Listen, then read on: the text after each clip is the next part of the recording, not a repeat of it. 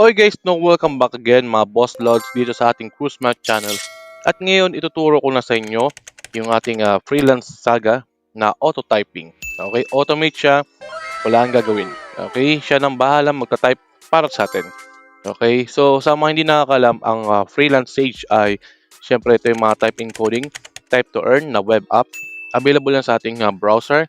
Okay, nasa pin comment yan. Kung wala naman is pwede nyo na yung search yung freelance Sage. Okay, hindi naman ako para dito no para syempre mag-invite. Ang gusto ko lang i-share sa inyo yung knowledge ko dito. Again, disclaimer lang, this video is for educational and entertainment purposes only. Okay, so hindi tayo yaman dito as long as syempre makakawa tayo ng kahit papanong Gcash or syempre makapag-earn tayo ay okay na yun. Masaya na ako doon, may share ko sa inyo to. Okay? And then sa video na to, no, step by step tuturo ko sa inyo kung ano yung mga requirements, ano yung gagawin nyo para makapag-start na rin kayo. Okay? So kasi hindi ako mahilig mag-type actually, no? So kaya naman, gumawa ko ng tricks para may share ko sa inyo para didiretso yung ating pag-grind dito sa web app na freelance Sage. Okay? Pero again, no, bago tayo magsimula, kindly please like this video, subscribe to my channel, and don't forget to hit the notification bell below para like update sa mga earning application, tips and tricks. Dito lang yan kay Cruise Mac. Okay? Siyempre, again, no, number one, umpisan natin muna dito. Nakikita nyo, nagta-type siya. Okay? And then, siyempre, magta-times up. Click lang natin yung okay.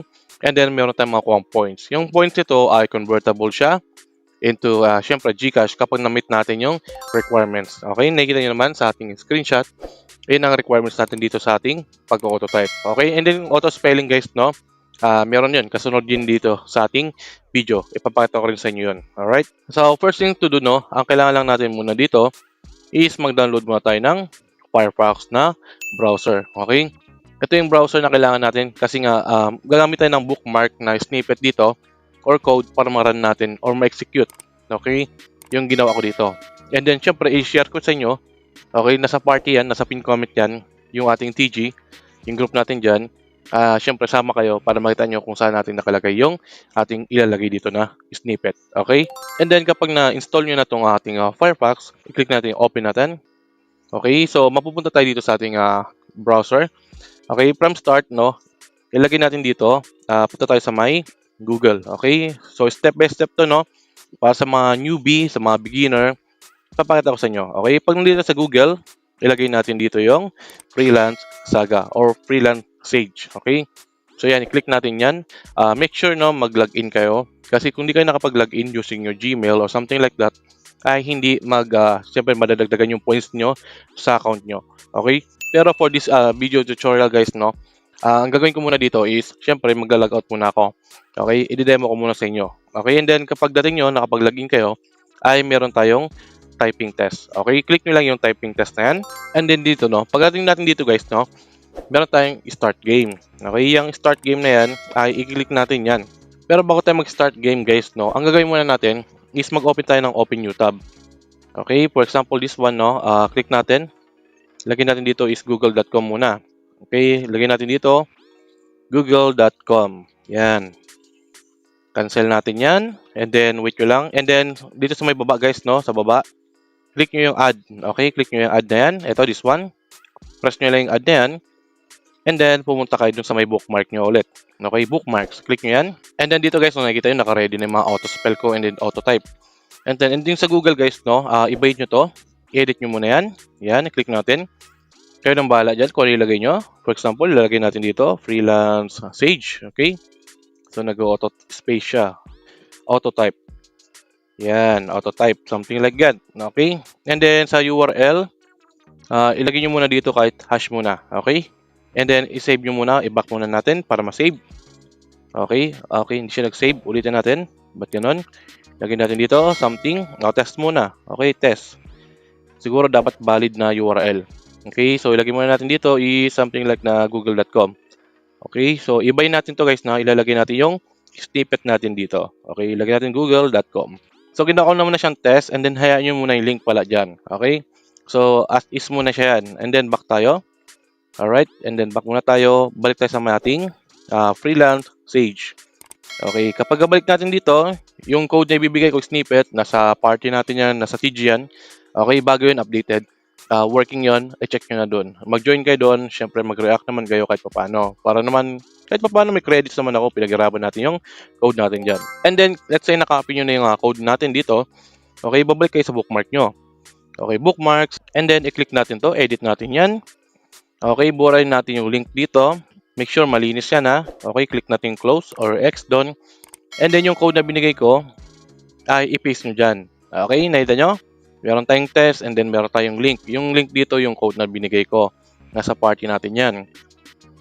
And then, let's try to play na kung magagana or mag-work. Okay, number 1, start game. Okay. So, and then bookmarks, no? Nag-auto-run na kasi siya, napindot ko siya. Okay, so isa pa, para sure kayo. Or mas mabilis guys, no? I-click nyo na i-click yung ating test. O yan, no? Mas mabilis. Yan, kapag dating nyo sa may start game guys ha, ayan, bookmarks and then test ulit. Click nyo lang yan and then mas mabilis. Mas maraming nag-run, mas maraming, syempre mas mabilis, okay? Pero again guys, no, disclaimer lang, this video is for educational and entertainment purposes only. Okay, hindi tayo yaman as long nag-share lang ako ng knowledge dito. Okay, pero disclaimer lang guys ha, syempre yung tutorial na to ay walang kinalaman sa server side, walang kinalaman sa phone nyo, walang kinalaman doon lahat guys, no? Itong ginagawa natin dito is parang minamanipulate lang natin yung DOM. Okay, yung DOM or yung body ng ating website. Yun lang naman. Okay, parang tinuturuan ko lang kayo kung paano syempre parang web development. Okay, so yung tutorial natin dito is just like a web development. Okay, kasi nga ako ay isang web developer. Nga naman kahit paano is, syempre alam ko yung mga dapat gawin lang. Okay, yung mga ethical na syempre tama at wala tayong ginagawa. Okay, wala tayong syempre ginagawang masama. Okay, so for education na lang talaga, pinapakita ko sa inyo yung tutorial dito. Okay, so nakita nyo, nag-run siya, super bilis. Pag mas marami kang pinindot na bookmark mo, mas mabilis yung pag-run. Okay, so ganoon lang naman yan. Nasa DOM lang naman yung ating ginagawa dito at safe na safe. Pero syempre, no-wait natin yung segundo bago matapos. Kung ilan pa ba yung timer dito. Okay, ang timer natin dito is medyo parang hindi natatapos, no? So okay lang yan, no? Nadoble kasi yung pag-run ng ating code. Yung snippet natin dito. Okay, so sa isang game kasi, I think nawabot tayo ng 1 minuto or mahigit. Okay, pero hintayin ko muna matapos kung syempre gagana o magbabalid. Okay, dapat kasi isa lang dapat ang pinapagana natin dito para magtuloy siya or syempre para matapos yung game. Okay, so wait ko lang, ikakat ko muna para makita natin. So yun guys, no, unfortunately, hindi natapos yung game. Siguro dahil hindi ako nakapag-login, nadoble ko yung pag-run, okay, ng ating code or snippet. Dapat isa lang dapat, okay, para matapos yung game and then makapag-claim tayo. Okay, again, nasa pin comment yan, nasa video description. Again, educational lang, walang kinalaman sa server side, wala tayong ginagawa masama dito. Nagmamanipulate lang tayo ng DOM, for educational lang tayo dito ng web development. Okay, so yun know, kung nakatulong sa itong video to, kindly please like this video, subscribe to my channel, and don't forget to hit the notification bell below para lagi update sa mga earning application tips and tricks. Okay, dito lang yan kay Cruz Black Channels. Maraming salamat sa panonood. Abangan nyo naman yung sa may spelling test natin sa susunod. Alright, thank you so much sa panonood. Again.